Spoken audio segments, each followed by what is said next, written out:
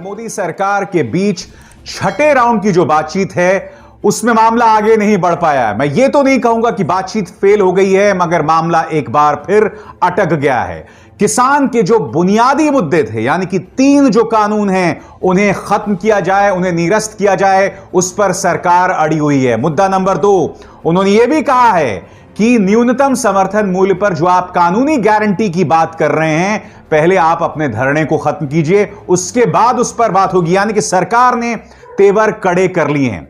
दिलचस्प बात यहां पर यह है कि बॉडी लैंग्वेज में दोनों पक्षों में कुछ नरमी जरूर दिखाई दे रही है। जी हां, बॉडी लैंग्वेज में नरमी जरूर दिखाई दे रही है, क्योंकि किसान के लंगर में दोनों मंत्री पीयूष गोयल और नरेंद्र तोमर भी शामिल हुए, और दूसरी तरफ किसान ने जो है वो सरकार की चाय जरूर पी, मगर आखिरी लम्हों में काफी वहां पर गर्मा गर्मी हुई। सरकार ने स्पष्ट कर दिया कि अगर आप चाहते हो कि न्यूनतम समर्थन मूल्य पर आपको हम कोई कानूनी गारंटी दें, तो सबसे पहले अपने धरने को बंद करें। यानी कि सरकार ने अपने रुख में बहुत सख्ती की है।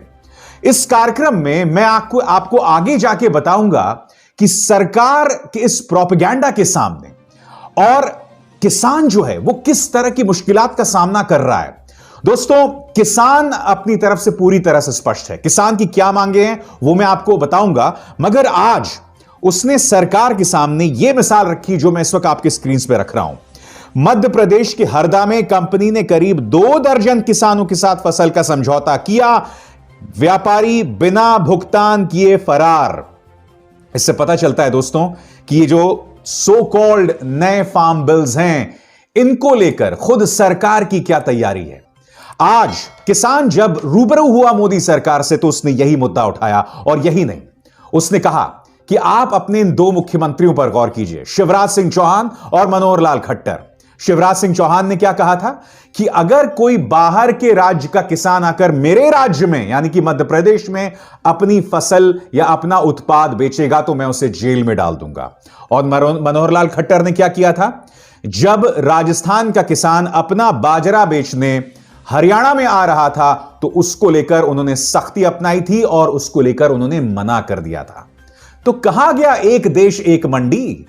तो किसान अपनी पूरी तैयारी के साथ आया था और आज भी उसने सरकार का दिया हुआ खाना नहीं खाया। उल्टा आप देखेंगे दोस्तों किस तरह से सरकार के 2 मंत्री यानी कि पीयूष गोयल और नरेंद्र तोमर दोनों किसान के साथ खड़े हुए और उनके साथ उन्हें खाना खाने पर मजबूर होना पड़ा। और दोस्तों, जैसा कि अक्सर होता है, ऐसे मौके पर गोदी मीडिया अपना प्रोपेगेंडा शुरू कर देता है। क्योंकि देखिए, पीयूष गोयल कौन है? पीयूष गोयल वो शख्स हैं जिन्होंने किसान आंदोलन के साथ अर्बन नक्सल जोड़ दिया था।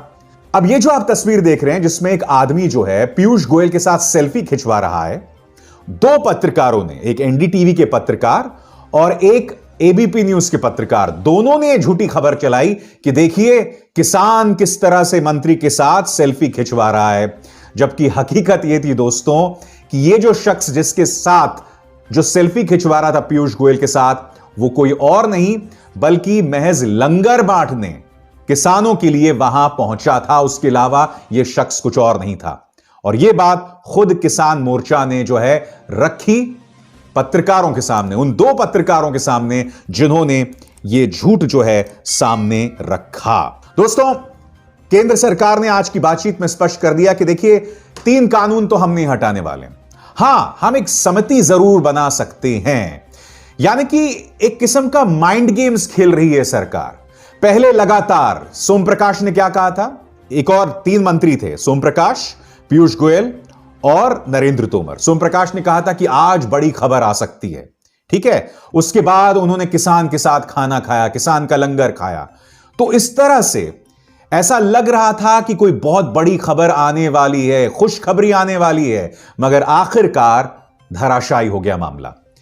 मगर मैं उम्मीद करता हूं कि जो मिसाल किसान ने सरकार के सामने रखी है, मध्य प्रदेश की मिसाल जो मैंने आपको अभी अभी बतलाई, उससे केंद्र सरकार जरूर सीखेगी। इस बीच केंद्र सरकार तो सिर्फ, आप जानते हैं, बीजेपी तो सिर्फ वोट की भाषा समझती है। आज हरियाणा के स्थानीय निकाय के चुनाव हुए और भारतीय जनता पार्टी को अधिकतर सीटों में शहरी चुनाव था, हार का सामना करना पड़ा है। सवाल यह किया जा रहा है कि क्या यह किसान आंदोलन का परिणाम है? क्यों? क्योंकि आप जानते हैं कि हरियाणा और पंजाब से बड़ी तादाद में किसान इस आंदोलन में शामिल है। तो यह भी कयास लगाए जा रहे हैं कि क्या बीजेपी झुकेगी कम से कम इन चुनावों के नतीजे आने के बाद। दोस्तों, अब मैं आपको यह बतलाना चाहूंगा इस बातचीत की दौर फेल होने के बाद कि दरअसल जो देश का किसान है वो किस तरह की मुश्किलात का सामना कर रहा है इस सरकार से बातचीत के दौरान। यह मेरी बहुत ही अहम प्रस्तुति है जो मैंने आपसे कुछ देर पहले रिकॉर्ड की थी, क्योंकि इस वक्त रात हो चुकी है। यह जो ब्रेकिंग न्यूज इस वक्त मैं आपके सामने पेश कर रहा हूं कि किसान और सरकार के बीच बातचीत का यह दौर भी फेल हो गया है। और अब मैं आपको बतलाना चाहूंगा कि इस बातचीत से पहले, इस 6 दौर की बातचीत से पहले किसान किन मुश्किलात, किन प्रोपेगेंडा का सामना करता रहा था। मगर उससे पहले किसान ने केंद्र सरकार को कुछ सबक जरूर सिखा दिए हैं, और वो सबक क्या है मैं आपको बतलाने वाला हूं। मुद्दा नंबर 1, 30 दिन में किसान ने पहली बात सरकार को समझा दिया, बीजेपी को समझा दिया कि टीवी के नफरती एजेंडे से कैसे निपटा जाए। दूसरा, समानांतर तौर पर वो अपना संवाद किस तरह से बना सकता है। तीसरा, सरकार बीजेपी के दिमाग के जरिए जो माइंड गेम्स खेला जा रहा है उससे किस तरह से निपटा जाए।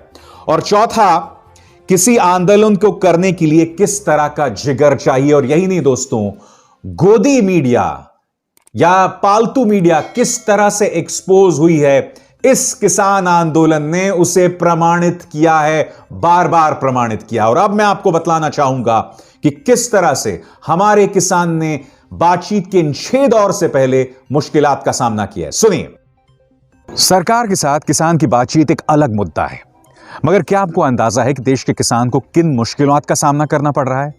उसे एक ऐसे तंत्र का सामना करना पड़ रहा है जिसने उसके खिलाफ बदनामी के न जाने कितने गीत गाए, एक भ्रामक प्रचार चलाया उसके खिलाफ, एक झूठा प्रचार चलाया उसके खिलाफ, एक ऐसी सरकार जो उससे झूठ बोलती रही। आप जानते हैं, कल एनडीटीवी ने एक रिपोर्ट का प्रसारण किया, और वो रिपोर्ट क्या कहती है इस पर गौर कीजिएगा। एनडीटीवी के एक पत्रकार ने एक आरटीआई लगाया, यानी कि सूचना के अधिकार के अंतर्गत उन्होंने कृषि मंत्रालय से एक सवाल पूछा। और सवाल क्या था? सवाल उनसे ये पूछा गया कि सरकार ये दावा करती रही कि उसने ये 3 बिल लाने से पहले किसानों से बातचीत की, और उसने बहुत सीधे 3-4 सवाल किए कि भाई आपने किससे बातचीत की, इस बातचीत में कौन कौन शामिल है, किस तरह की बातचीत हुई। आप जानते हैं, क्योंकि आरटीआई के अंतर्गत आप झूठा जवाब नहीं दे सकते, कम से कम अब तक तो नहीं दे सकते, मगर इस सरकार के अंतर्गत कुछ भी हो सकता है। तो एनडीटीवी के इस सवाल के जवाब में क्या आप जानते हैं क्या जवाब मिला? जवाब यह मिला कि सरकार ने अब तक एक भी किसान से बात नहीं की है, यानी कि किसी भी किसान संस्था से उसने बातचीत नहीं की। और इस सरकार ने मीडिया के जरिए क्या प्रचार किया था? मीडिया के जरिए यह प्रचार किया था कि देखिए, हम तो किसानों से बातचीत करके ही हम ये 3 कानून लेकर आए। किसान यही तो आपसे कह रहा है कि आप ये 3 कानून क्यों लाए, जबकि आपने उससे बातचीत तक नहीं की। मैंने आपको बताया कि ये किसान उस सरकार का सामना कर रहा है जो साम दाम दंड भेद से उसे हराना चाहता है, उसके हौसले पस्त करना चाहता है। वो अपनी मीडिया का इस्तेमाल कर रहा है उसे बदनाम करने के लिए। बात यहां नहीं रुकती है। आपको याद होगा किसान को क्या कहा था सरकार ने इस बातचीत के दौर से पहले कि आप तारीख बताइए, वक्त बताइए, आप मुद्दे बताइए, हम उसी मुद्दे पर आपसे बात करेंगे।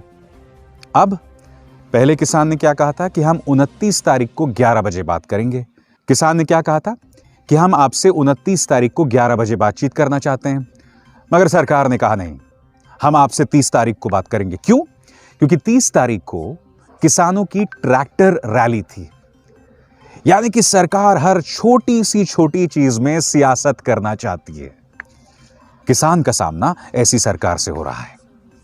और नरेंद्र तोमर ने बातचीत से पहले क्या कहा था आपकी स्क्रीन पर?